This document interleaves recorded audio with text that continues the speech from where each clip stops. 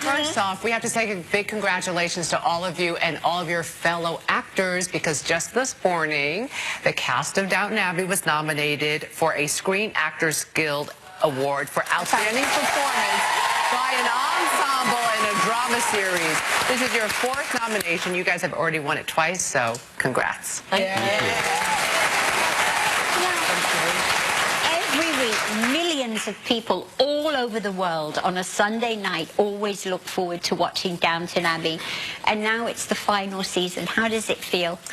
It's bittersweet for us, and it felt like the right time to end. I think it was a good time to end the show, but even so, we're very sad to say goodbye. Yeah. Elizabeth, a lot of celebrities are addicted to Downton Abbey, like P. Diddy. He said he was in tears when his favorite character was killed off of the show. What do you think? How do you feel? What happens when you hear stuff like P. Diddy loving Downton Abbey and crying like that? I say, I love you, P. Diddy.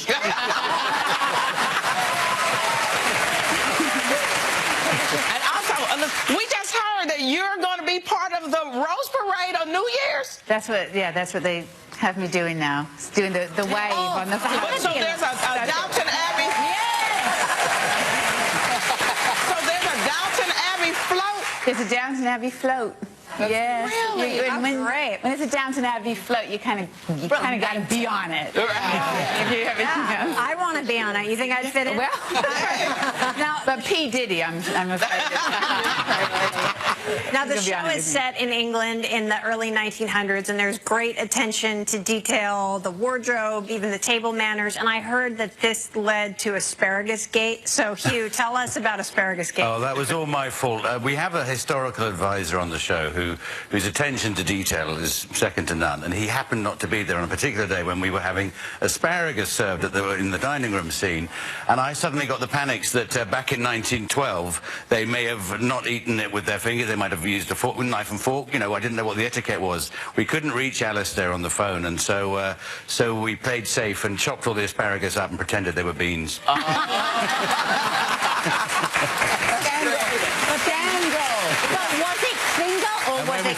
When we finally got in touch with Alistair, he said, "Of course you use your fingers." I think I would have called it your way. Yeah, they seem to be a pretty buttoned up group of people in the Abbey. And Michelle, you're a character, Lady Mary, as we saw, very buttoned up, and can be, as her younger sister Edith says, a nasty, jealous, scheming bitch. Which is, I didn't say it. She says it twice. So we heard that you actually once in real life unleashed your own inner Lady Mary. So tell us about that. I did once. So Laura Carmichael and I, Lady Edith, we are great friends in real life, much to everyone's surprise. And occasionally we would share a hotel room if there was a kind of mess up in the bookings or something, and have a sleepover. And one evening, we could hear, it was like 2 o'clock in the morning or something, we woke up and there were some noisy boys downstairs just having a party. And so I said, right, that's it, we're up so early tomorrow, I've got to go and tell them to shut up. So I went downstairs and he opened the door, to which I think he probably knew who I was, having been in the hotel and seen us all there before. Right. And I just turned into her and said, "Excuse me, you're making a hell of a lot of noise. You're keeping us awake. Will you keep it down?" Laura said, and they did. I went back upstairs, and Laura said, you turned into Lady Mary. It was hilarious. I could hear you. But she said, "Have you seen what you're wearing?" I was wearing a pair of pants, or panties, as you call them, and a Pink Floyd T-shirt. So that might have been embarrassing for them, actually. Maybe that's why they shut up. They opened the door, they were like, "Score!" What arrived 2 days later? What arrived 2 days later was a huge case of champagne saying, "Serendipity collided with stupidity and I ruined your evening." So, whoever he is out there. And the crate of champagne lasted about 2 nights. Now, Hugh, is it true that you used to keep your waistcoat pocket full of sausages? Yeah, I have an eating disorder. Now, this is because, particularly in the first season, we had a rather unresponsive Labrador who had no sense of humour or interest in life. His only interest was in little bits of sausage. So the very first the very first shot of me with my faithful hound walking down the grand staircase in the castle, the only reason that the dog was obediently by my side was because I had a tiny bit of sausage in me. That worked very well with Lady Cora as well. I'll have much more with the cast of Downton Abbey when we come right back. With Michelle Dockery, Elizabeth Mcgovern, and Hugh Bonneville. Michelle, over the years, your character, Lady Mary, has dealt with more than her fair share of love and loss. If you had the power to bring back any of your previous lovers, your late husband Matthew, your dear sister Sybil, not your lover, or the late great lover, the Turkish diplomat. Oh, yeah. I already know who I voted for. Who would you bring back to Downton? I think it would have to be Pamuk, the Turkish diplomat. Good choice. Just for one night. I don't think he'd want to come back after spending a night with me. She's got exacting standards in every way. Now, Elizabeth, in the new season of Downton Abbey, your character, Cora, gets into a disagreement with Dame Maggie Smith, who plays the Dowager Countess. So what was that like, being at odds with her? Terrifying. Yeah. Why, did she just get into character? Are you speaking about the character she portrays? Because I want to take her on. Character. Oh, okay, okay. Yeah. Is she intimidating, though? Well, you know, we all, well, Yes. In a word, yes. Thank you. Everyone sits straight over there, walks on set. Now, this final season of Downton Abbey is filled with touching moments, tense moments. There are weddings. There's a pregnancy. Someone gets a new puppy. Not from the pregnancy. Not from the pregnancy. Somebody gets blackmailed. Just another day at the Abbey. What was it like for you, Hugh, to get the final script? I actually, when it was handed to me, we were filming at the castle, and I got one of the assistants to film me looking at the script, because I turned straight to the last scene. I wanted to see what my reaction was going to be. A, was I still in it? And B, how did the show wrap up? So I turned to that final scene and I read it, and I had a look on my face, I suppose, that said, "That's about right."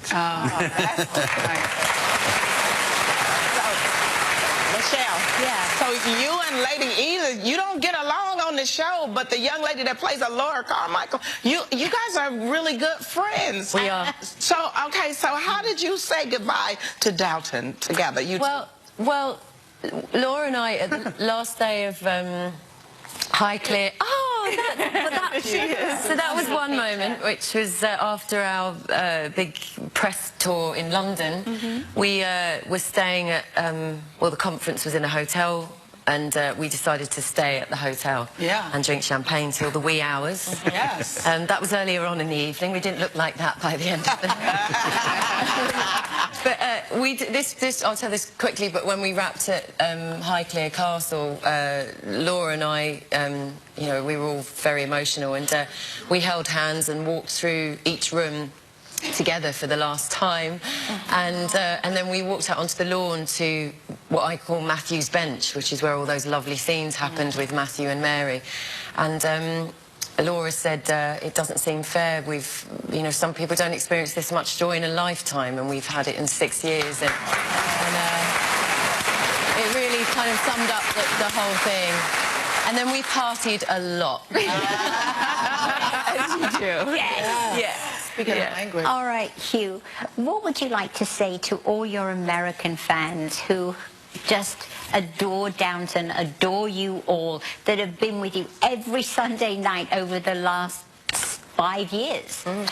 Well, the obvious thing really is to say thank you. I mean, the way that America has embraced our show took us all by surprise, and it's rolled out around the world and has been taken to millions of people's hearts, and we're forever grateful. But I think the fact is, like us, we can all now go and get a life. No! I just want to put the two Brits on the spot for just a moment. Hugh, can you do a true thick New York accent for us, since we are in the great... And Michelle, you're next. Michelle's not going to... I have no idea. Just say... what do I say? Say the phrase, get out of here. But they say one word, get out of here. Get out of here. Yes! I'm not even going to put Michelle on the spot. Michelle, Dockery, Elizabeth Mcgovern, Hugh Tough Guy Bonneville, thank you.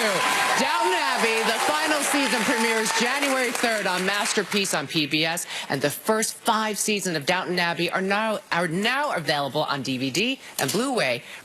However, everybody in today's studio audience is going home with it. For your chance to win the DVD set at home, go to thetalk.com. We'll be right back.